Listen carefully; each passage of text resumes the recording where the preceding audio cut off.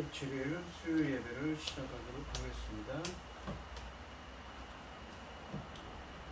땅과 거기에 충만한 것과 세계와 그 가운데에 사는 자들은 다 여호와의 것이로다. 여호와께서 그 터를 바다 위에 세우시며 강물 위에 건설하셨도다. 여호와의 산에 오를 자가 누구며 그의 거룩한 곳에 설 자가 누구인가? 곧 손이 깨끗하며 마음이 청결하며 뜻이 허탄한 데 두지 아니하며 오직 맹세하지 아니하는 자로다. 그는 여호와께 복을 받고 구원의 하나님께 의를 얻으리니 이는 여호와를 찾는 족속이요 야곱의 하나님의 얼굴을 구하는 자로다. 아멘. 저희들을 창세전에 택정하시고 여기까지 인도해 주신 주님 감사드립니다. 오늘 예배 가운데 임재하여 주시고 이 예배가 실경과 진정으로 드려지는 예배가 되게 하여 주시옵소서. 이 모든 말씀 거룩하신 예수님의 이름으로 기도드리옵나이다. 아멘. 사도신경 하시고 신앙 고백하시겠습니다. 전능하사 천지를 만드신 하나님 아버지를 내가 믿사오며 그 내 아들 우리 주 예수 그리스도를 믿사오니 이는 성령으로 잉태하사 동정녀 마리아에게 나시고 본디오 빌라도에게 고난을 받으사 십자가에 못 박혀 죽으시고 장사한 뒤 사흘 만에 죽은 자 가운데서 다시 살아나시며 하늘에 오르사 전능하신 하나님 편에 앉아 계시다가 저리로서 산자와 죽은 자를 심판하러 오시리라. 성령을 믿사오며 거룩한 공예와 성도가 서로 교통하는 것과 죄를 사하여 주시는 것과 몸이 다시 사는 것과 영원히 사는 것을 믿사옵나이다. 아멘. 찬송가 488장입니다. 내 소망은 다 우리 주 예수 뿐일세. 우리 주 예수 밖에는 믿음이 아주 없도다. 주 나의 반석이시니 그 위에 내가 서리라. 그 위에 내가 서리라. 무섭게 바람 부는 밤 물결이 높이 설렐 때 우리 주 크신 그대의 소망의 낯을 주리라. 주 나의 반석이시니 그 위에 내가 서리라. 그 위에 내가 서리라.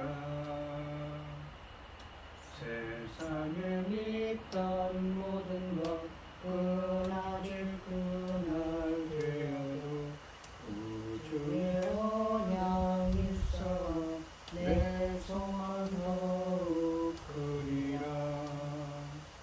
주 나의 반석이시니 그 위에 내가 서리라. 그 위에 내가 서리라. 천국 올라가 하나님 앞에 배울 때 구주의 위를 힘입어 어여시 바로 서리라. 주 나의 반석이시니 그 위에 내가 서리라. 그 위에 내가 서리라.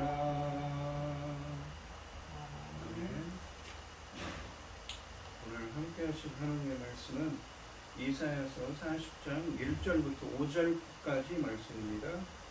5절까지 말씀입니다. 교독을 하겠습니다. 제가 먼저 읽겠습니다. 너희의 하나님이 이르시되 너희는 위로하라. 내 백성을 위로하라. 너희는 예루살렘의 마음에 닥도록 말하며 그곳에 외치라. 그 노역의 때가 끝났고 그 죄악이 사함을 받았느니라. 그의 모든 죄로 말미암아 여호와의 손에서 벌을 배나 받았느니라 할지니라 하신다.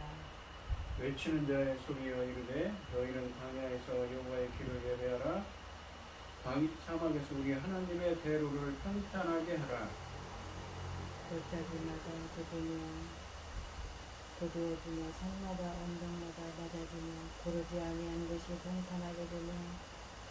험한 것이 편지가 될 것이요 여호와의 영광이 나타나고 모든 육체가 그것을 함께 보리라. 이는 여호와에게 말씀하셨느니라. 아멘. 기도하겠습니다.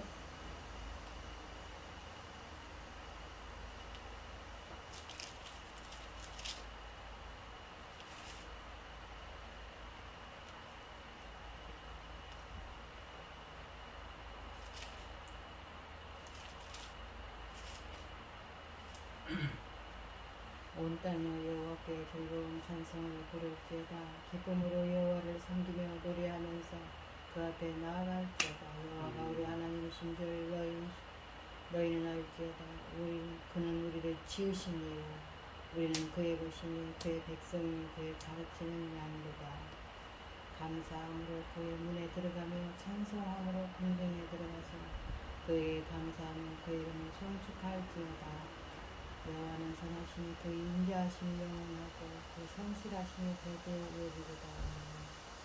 천지 만물을 지으신 전능하신 하나님 아버지, 어리석고 보잘것없는 저희를 자녀서 모시고 우리를 세상 가운데 사랑해 주심을 감사드립니다.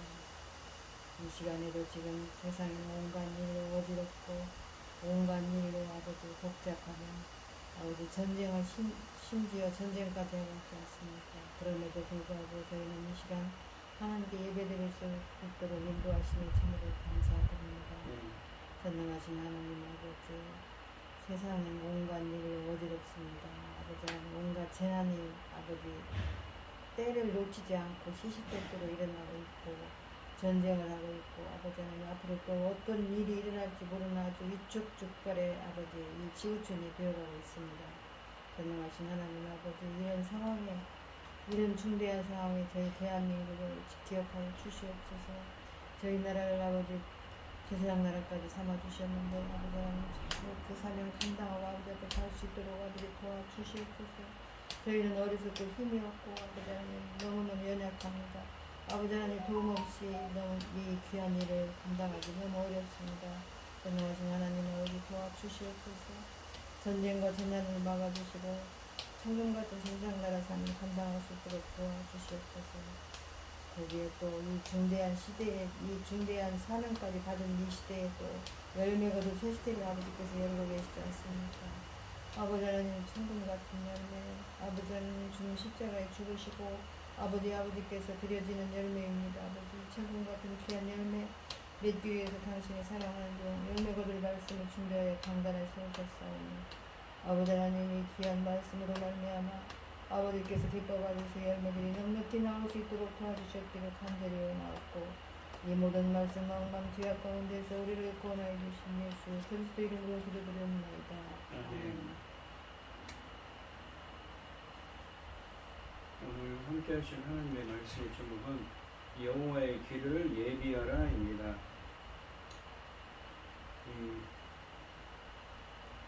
주님은 이사야서 1장부터 39장까지 말씀해서 아직 멸망하지 않은 남유다를 향해서 그들의 죄를 고발하고 심판을 말씀하셨습니다. 이제부터는 이 40장 이후의 말씀에서는 1장부터 39장 말씀을 통해 선포되었던 심판 예언이 모두 성취되었음을 전제로 합니다. 그러니까 지난 시간에 얘기했던 39장에 히스기야 왕이 있었을 때는 주전 약 700년경이라고 있죠. 주전 약 700년경에 있었던 일이고 그것보다 약 5년 후에 주전 586년에 그것보다 약 114년이죠. 주전 586년에 이스라엘을 멸망하고 70년간 바벨론의 포로로 끌려갔습니다.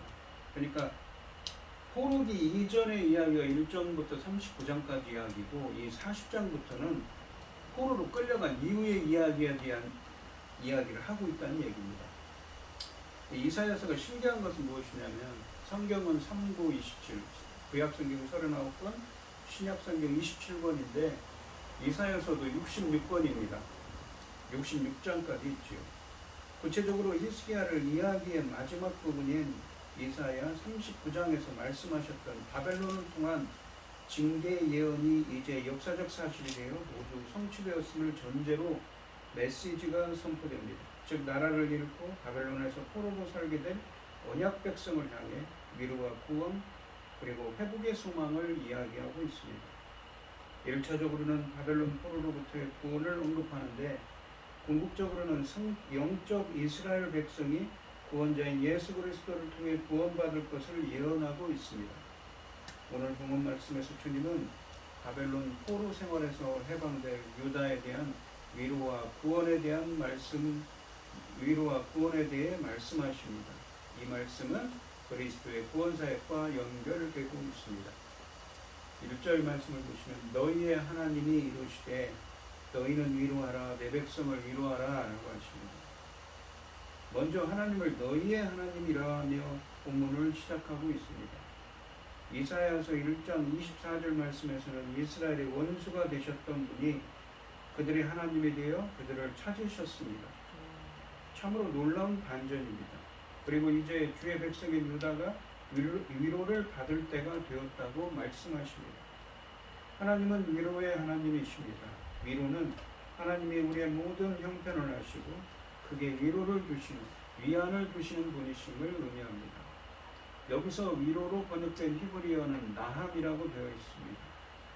이 보통은 불쌍히 여긴다라는 말로 번역되는데 여기서는 위로라고 번역을 했습니다. 이 70인역 성경, 그러니까 히브리어를 헬라어로 번역한 70인역 성경에서는 파라칼레오로 번역했습니다. 여기서 위로는 하나님께서 당신의 백성들을 구원하심을 가리킵니다.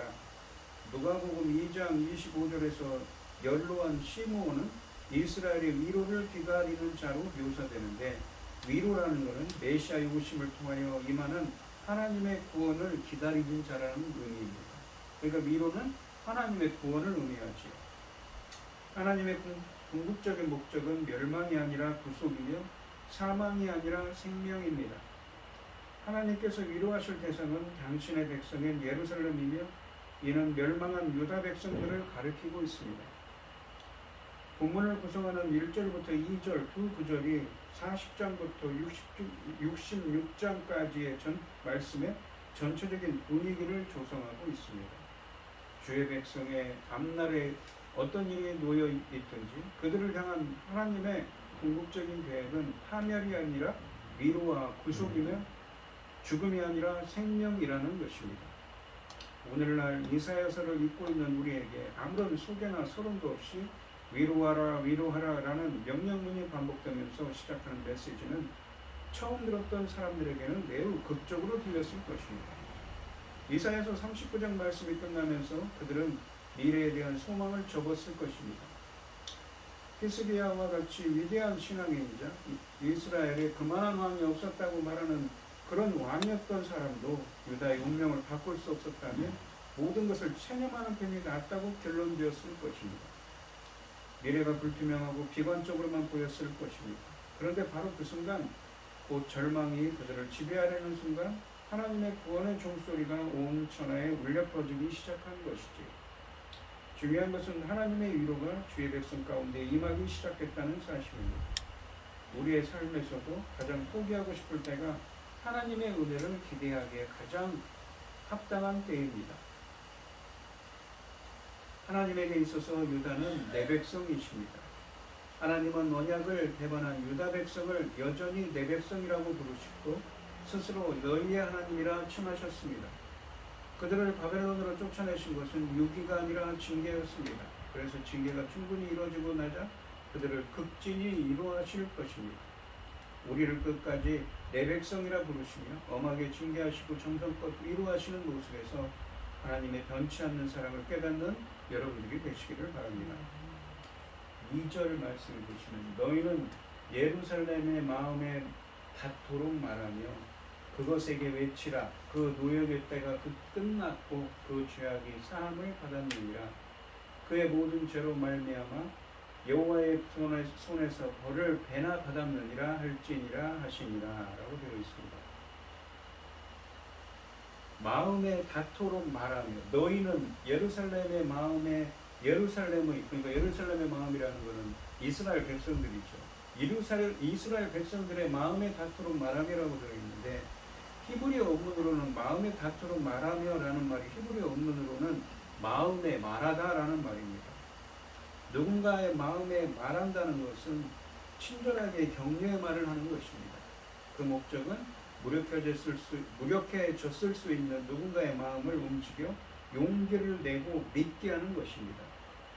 절망과 좌절만으로 자신들의 삶을 가득 채우고 자신들은 도저히 이런 상황을 벗어날 수 없다고 찬양해버린 하나님의 백성에게 마음 자세를 가다듬으라는 하나님의 권고이자 격려의 말씀입니다.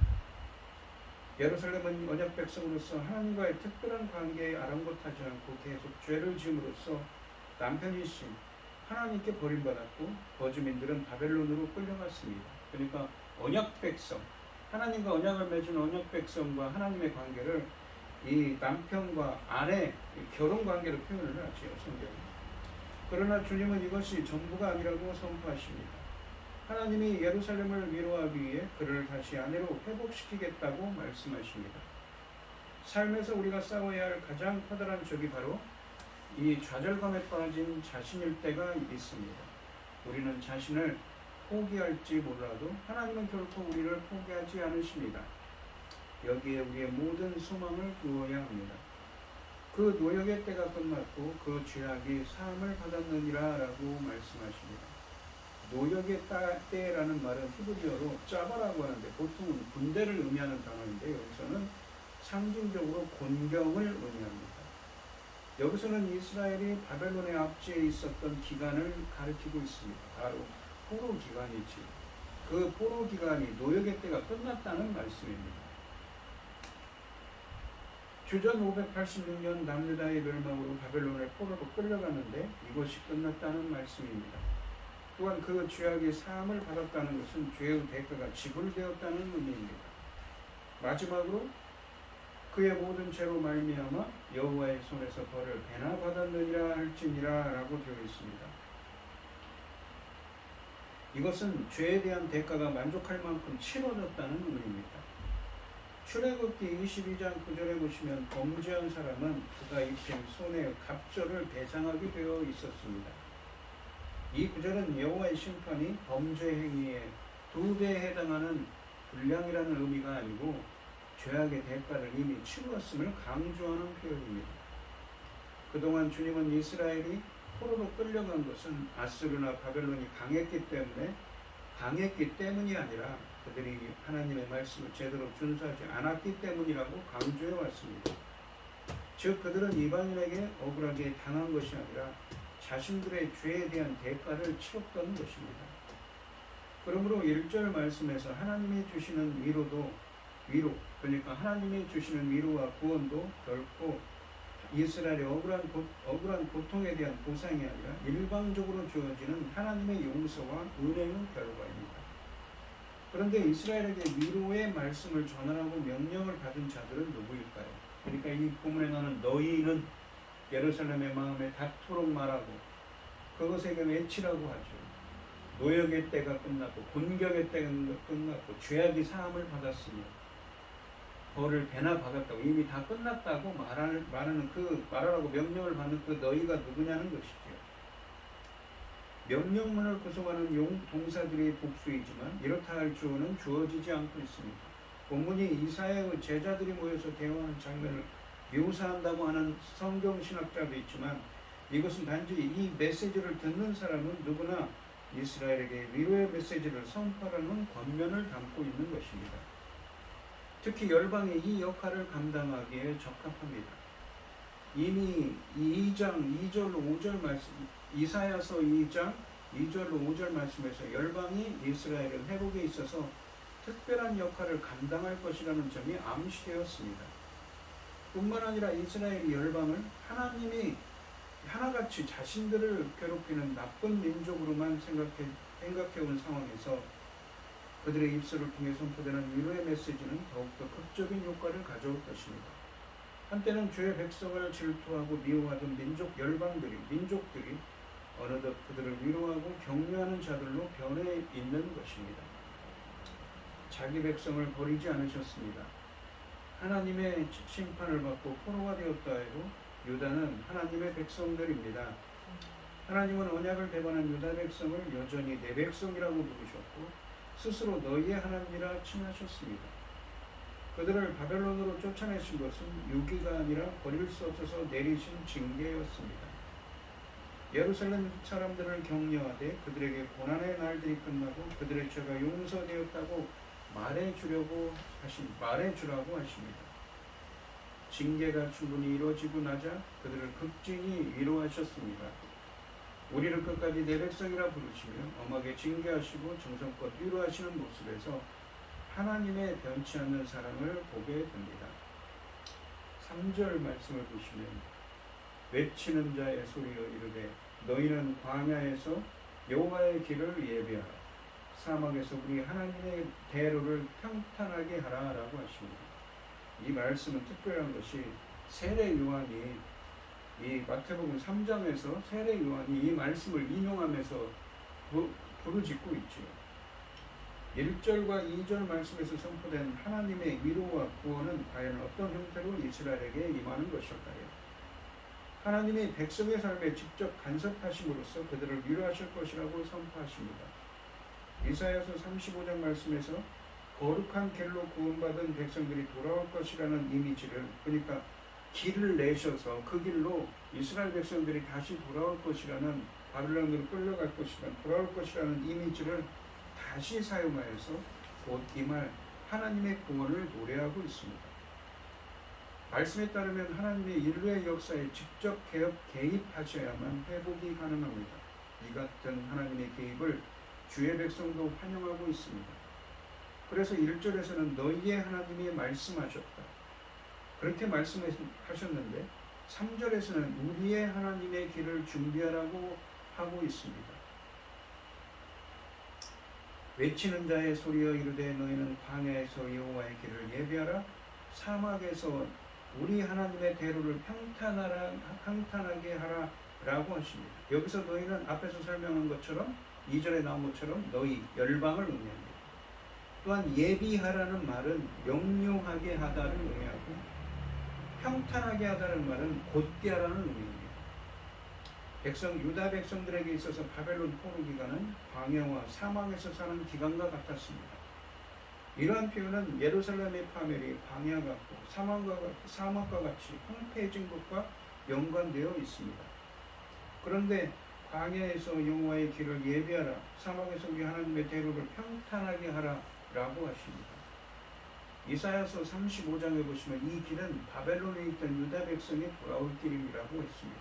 이것은 바벨론의 포로로 끌려간 이스라엘이 다시 돌아올 길을 열방이 준비하라는 말씀인 것입니다. 유다에 대한 위로는 인류에 대한 하나님의 위로를 상징합니다. 그래서 마태복음 3장 2절부터 12절 말씀에서는 세례 요한이 이 말씀을 인용하여 오실 메시아이신 예수 그리스도를 선포하고 있습니다. 2절 말씀처럼 유다가 바벨론의 포로로 끌려가 노역의 때, 그러니까 곤경에 있는 것처럼 인간은 첫사람 아담과 하와의 범죄로 인해서 죄와 사망 가운데 있습니다. 즉 본문은 이스라엘이 바벨론 포로된 곳에서 귀환하는 제2의 출애굽을 준비한 것처럼 메시아이신 예수 그리스도를 통해 새로운 출애굽을 세례 요한처럼 준비하라는 말씀인 것입니다. 메시지의 내용은 주의 길을 예비하라고 요약될 수 있습니다. 이것은 곧 하나님이 임하실 것을 암시하는 것입니다. 그 길로 주님이 오신다는 것이죠. 광야에서 외치는 자의 소리입니다. 여호와의 오심을 준비하기 위해 길을 준비하라고 하십니다. 이 길은 여호와의 길이요 하나님의 대로입니다. 이 길은 가까이는 유다 백성이 포로에서 해방되어 귀환하는 것을, 멀리는 그리스도의 구원 사역을 상징하고 있습니다. 4절 말씀을 보시면 골짜기마다 도두어지며, 골짜기라는 것은 낮은 곳을 도두라는 것이죠. 높이. 그리고 산마다 언덕바다, 높은 곳을 낮아지게 해서 평탄하게 하라는 것입니다. 고르지 못한 곳이 평탄하게 되며 험한 곳이 평지가 될 것이요 라고 하십니다. 이 3절 말씀에 하나님의 길을 어떻게 예비할 수 있을까요? 4절 말씀처럼 광야의 대로를 건설하라고 하십니다. 광야는 주의 백성을 그들의 땅으로부터 떼어놓은 곳입니다. 그러므로 하나님은 자신의 백성을 회복시키려면 광야 문제를 먼저 극복하셔야 합니다. 낮은 곳, 골짜기는 부두고 높은 곳, 산과 언덕은 낮게 하며 고르지 못한 곳, 그리고 험한 곳은 평탄케 하고 평지가 되게 하여 하나님의 영광이 백성에게 임하도록 해야 한다고 말씀하십니다. 여기에 나타나는 하나님의 모습은 번경 속에 있는 자신의 백성을 구하기 위해 먼 곳에서 오시는 모습입니다. 그리고 그 길을 평탄케 하라는 것이죠. 준비하라는 것입니다. 예비하라는 것입니다. 그래서 백성에게 귀변을 맞을 만반의 준비를 하라고 권면하고 있습니다. 주의 백성은 어떻게 하나님을 맞을 준비를 해야 하는가요? 이들에게 믿음을 촉구하는 것입니다. 영적인 걸림돌을 제거하라는 의미입니다. 그들은 왕이신 하나님이 오시는 것을 아직 눈으로 보지 못했습니다.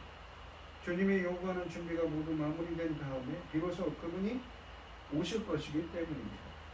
그러므로 주의 백성에게 여호와께서 오실 것을 믿고 확신하며 준비 작업을 시작하라고 당부합니다. 마치 세례 요한이 그러죠. 회개하라, 천국에 가까웠느니라 라고 하시죠. 그것처럼 말입니다. 본문의 이 같은 권면은 시대에 빠져있던 백성에게 매우 감당하기 어려운 요구였을 것입니다. 포로 생활을 하고 있는 이스라엘은 지금 이 신앙적으로 방황하고 있으며 여호와에 대해서도 많은 질문을 제기하고 있을 것입니다. 이러한 상황에서 믿음의 결단을 촉구하면서 이 결단을 삶 가운데 이행하라고 권면하고 있습니다. 그들의 삶에서 모든 페이고 높은 것을 평탄케 하라고 하십니다. 즉 하나님의 영광을 맞이하기에 합당한 마음 자세를 가다듬으라는 것이죠. 앞에 1절부터 3절까지 말씀에서 선포된 주의 백성을 구원하고 회복하는 일에 있어서 그 어떠한 것도 지장을 줄 수 없으며 그러한 모든 장애물들이 제거될 것이라는 의미를 강조하고 있습니다. 전에 떠나셨던 예루살렘으로 귀환하시되 거치는 모든 것을 제거하고 광야와 사막에 대로를 놓게 하고 돌아오겠다고 선언하셨습니다. 그런데 이사야서 35장 말씀처럼 이 길은 하나님만 오시는 길이 아니라 아까도 설명드렸듯이 바벨론에 있던 유다 백성도 돌아올 길이었습니다. 즉 이 선언은 출애굽할 때 하나님의 임재의 상징인 성막과 함께 이스라엘이 가나안 땅에 들어간 것처럼 성막을 중심으로 12지파가 행진을 하지요. 그런 것처럼 하나님이 이제 바벨론에 있는 주의 백성을 데리고 예루살렘으로 귀환하겠다는 의미입니다. 우리의 현실이 곧 바벨론의 포로가 된 것 같습니다. 우리와 함께 하시며 우리를 자기의 영광으로 데려가시는 하나님께 희망이 있는 것이죠. 이사야서 48장 20절로 21절 말씀을 잠깐 보시면 또 이런 비슷한 말씀이 있습니다. 그 길에 대한 너희는 바벨론에서 나오고 갈대아인을 피하고, 갈대아인은 바벨론 사람을 의미합니다. 이곳을 갈대아 지방이라고 의미합니다. 피하고 즐거운 소리로 이를 알게 하여 들려주며 땅끝까지 반포하여 이르기를 여호와께서 그의 종 야곱을 구속하셨다 하고, 야곱이라는 건 여기서 이스라엘 백성들이죠. 여호와께서 그들을 사막으로 통과하게 하시던 때에 그들이 목마르지 아니하게 하시되 그들을 위하여 바위에서 물이 흘러나게 하시며 바위를 쪼개서 물이 솟아나게 하셨느니라. 마치 출애굽 때 있었던 사건을 연상시키죠. 그런 것처럼 무엇입니까? 바벨론에서 나와서 갈대아인을 피하고 즐거운 소리로 이를 알게 하여 들려주며 땅끝까지 반포하라 라고 하시는 것입니다. 그러니까 그들이 바벨론에서 돌아오는 것이 무엇입니까? 마치 구약에 출애굽기에 나오는 출애굽할 때 있었던 사건을 연상시키는 것처럼 연상하는 것이죠. 그래서 성경에서는 성경 신학자들이 이 바벨론으로부터 들어오는 것을 제2의 출애굽이라고 하고, 더 나아가서는 예수 그리스도의 구원 사역을 예수 그리스도를 통한 새로운 출애굽이라고 합니다. 그러니까 이런 출애굽기에 쓰여졌던 이 어휘들이 70인역 성경을 통해서 신약 성경에도 쓰여져 있기 때문에 그런 것이죠. 이사야서 48장 20절로 21절에 보시면 바벨론에서 나오라고 하실 때 사막의 길이 나고 물이 나오는 출애굽 사건을 연상시키며 언급하고 있습니다. 그래서 이사야서 40장 말씀은 바벨론에서 포로 귀환하고 있는 것, 포로 귀환하는 것을 제2의 출애굽이라고 볼 수 있으며, 세례 요한이 인용한 것을 생각해 볼 때 궁극적으로는 예수 그리스도를 통한 새로운 출애굽을 상징하고 있습니다. 하나님은 광야와 같이 길이 없는 곳일지라도 자신의 창조 능력으로 반드시 길을 내어 인도하실 것입니다. 성도가 어떤 상황에서도 하나님을 향한 마음의 평화와 신뢰를 가지고 그분을 바라는 것은 바로 이런 창조적 능력 때문입니다. 이 5절 말씀해 보시면 여호와의 영광이 나타나고, 주님의 영광이 나타나셨어요. 주님의 임재를 상징하죠. 이 나타나고라는 말이 히브리어로 가라라고 하는데 이 말이 계시하다라는 말입니다. 신약 성경에 보시면 아포칼립토라는 말과 같은 말이죠. 계시하다. 비밀을 감춰줬던 비밀을 드러내신다는 거예요. 이 덮어놓았던 비밀들을 감춘 것을 드러냈다는 것입니다. 모든 육체가 그것을 함께 보리라. 모든 사람이 볼 것이라는 것이죠. 이는 여호와의 입이 말씀하셨느니라 라고 하십니다. 모든 것, 그러니까 주님과 함께 이스라엘이 구원할 길이 이 완벽하게 준비될 때 비로소 하나님의 영광이 그들에게 임할 것입니다. 여기서 나타나고는 가라라고 해서 스스로 나타나다라는 의미를 문법적으로 담고 있습니다. 계시하다는 의미죠. 스스로 자신을 드러내다는 의미입니다. 주님이 감추신 비밀을 드러내는 것, 즉 계시를 의미하는데 이것은 하나님의 영광이 유다의 구원과 회복이라는 역사적 사건을 통해 나타날 것을 의미합니다. 이것은 비단 이스라엘 백성들에게만 한정되는 주제는 아닙니다. 이 계시의 극치는 예수 그리스도의 성육신을 통해 이루어졌던 것입니다. 주님과 이스라엘이 고향으로 돌아올 길에 장애 요소는 모두 제거되고 마침내 하나님의 여호와의 영광이 나타납니다. 이것은 유다 백성의 귀환을 뜻하지만 그리스도의 구원 사역을 예표하고 있습니다. 모든 육체가 그리스도 안에 나타난 영광을 보게 됩니다. 이것은 하나님이 말씀하셨으므로 그대로 이루어집니다. 이 예언은 예수 그리스도의 오심을 예비한 세례 요한의 사역으로 성취됩니다. 기본적으로 이 이스라엘의 포로 귀환을 뜻하지만 더 완전한 의미는 그리스도의 나타나심으로 새로운 출애굽을 통해 온 인류가 회복될 것을 예언하고 있는 것이죠. 즉 3절부터 5절까지 말씀은 이스라엘이 바벨론 포로되었던 곳에서 돌아오는 역사적 사건, 즉 제2의 출애굽에 대한 예언인 동시에 예수 그리스도를 통한 새로운 출애굽에 대한 예언이라고 볼 수 있는 것입니다. 본문은 1차적으로 곧 바벨론을 떠날 사람들에게 전하는 메시지이고 동시에 메시아이신 예수 그리스도를 통해 완전히 성취될 것을 암시하고 있는 것입니다. 본문은 모든 육체가, 모든 사람이 여호와의 영광을 보게 될 것이라고 하는데 이것은 모든 사람이라는 표현이 49장 26절과 66장 16절 그리고 23절 등에서 다시 사용되면서 종말론적인 것을 암시하고 있습니다. 거기서도 쓰일 때 종말론적으로, 구원론적으로 쓰였습니다. 여기서도 모든 사람, 모든 육체가 본다는 것은 종말론적인 표현이라는 것이죠. 언젠가는 세상의 모든 사람이 여호와만이 하나님이심을 목격하고 인정하게 될 것입니다. 우리는 모두 이 날이 속히 오기를 염원하고 있습니다. 오늘 본문 말씀을 보시면 주의 길을 예비하라 라고 하시죠.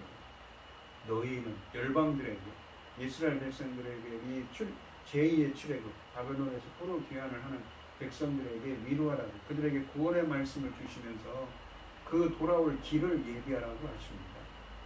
그 길을 명료하게 하고 평탄케 하라고 하시죠. 곧게 하라고 하십니다. 준비하라는 의미입니다.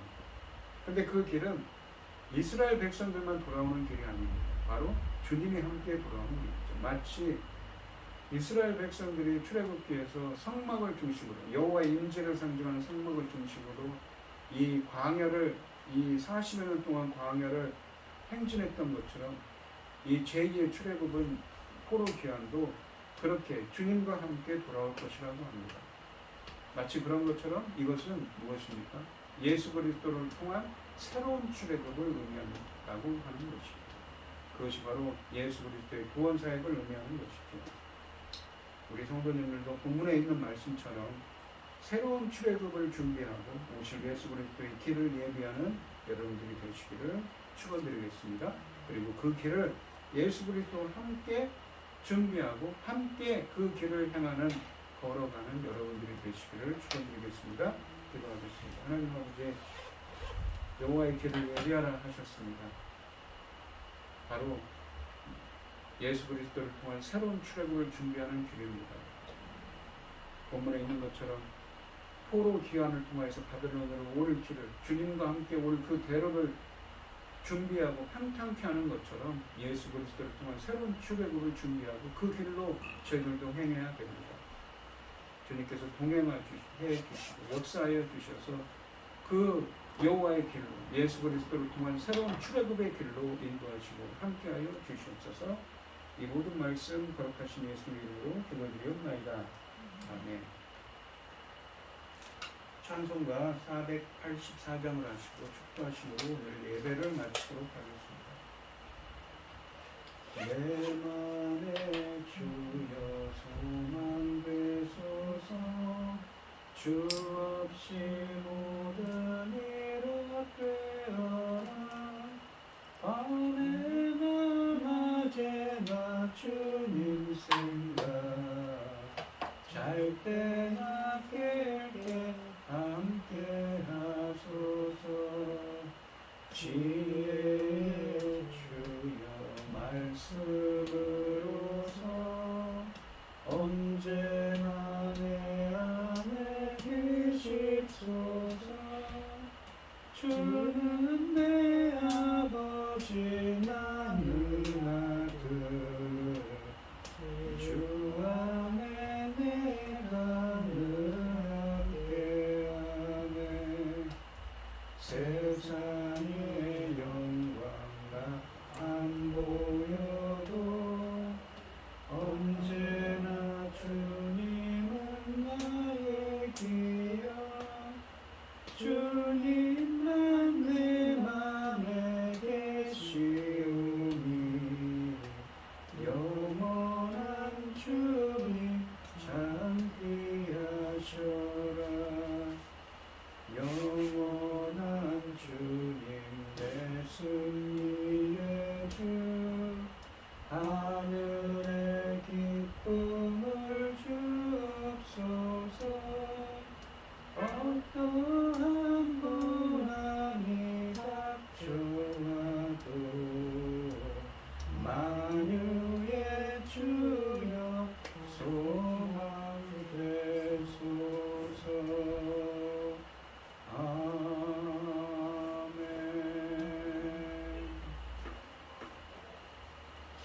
이제는 주 예수 그리스도의 은혜와 아버지 하나님의 극진하신 사랑과 성령의 교통하심이 성도들 머리머리 위에 이제로부터 영원히 함께 있을지어다. 아멘.